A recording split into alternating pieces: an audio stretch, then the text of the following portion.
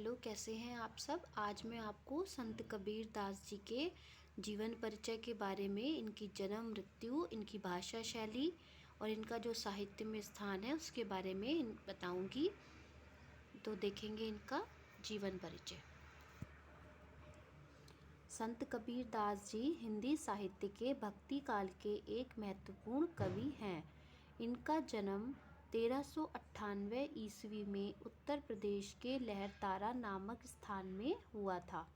कहा जाता है कि एक विधवा ब्राह्मणी के गर्भ से इनका जन्म हुआ, जिसने इन्हें त्याग दिया।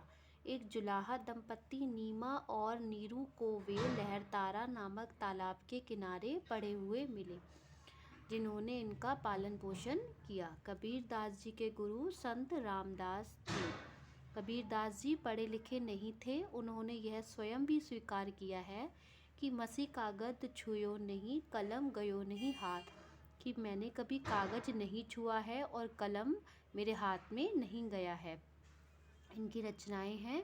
कबीर दास जी की रचनाओं का एक संकलन बीजक नाम से किया गया है, जिसके 3 भाग हैं, साखी, सबद और रमैनी। साखी दोहा छंद में लिखी गई है। सबद कबीर के पदों को सबद कहा जाता है। रमैनी की रचना चौपाइयों में हुई है।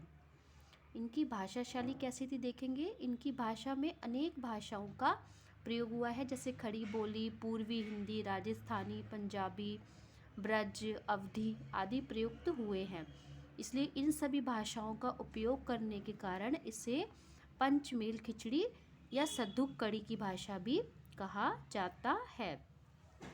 मृत्यु। कबीर दास जी की मृत्यु 120 वर्ष की आयु में 1518 ईस्वी में मगहर उत्तर प्रदेश में हुई थी।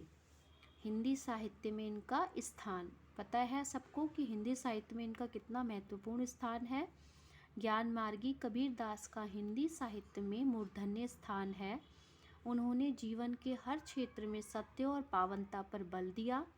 समाज सुधार, राष्ट्रीय और धार्मिक एकता उनके उपदेशों का काव्यमय स्वरूप था। उनकी शिक्षाएं आज भी हमारे लिए उपयोगी एवं प्रासंगिक हैं। तो ये जो जीवन परिचय मैंने संत कबीर दास जी के बारे में आपको बताया है, ये सबसे आसान तरीका है इसको याद करने का। इससे ज़्यादा आसान तरीका और नहीं हो सकता।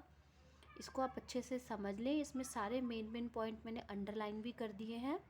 इसमें इनका जन्म, इनकी मृत्यु, इनकी रचनाएं, इनकी भाषा शैली सभी मैंने लिखवा दिया है आप लोगों को।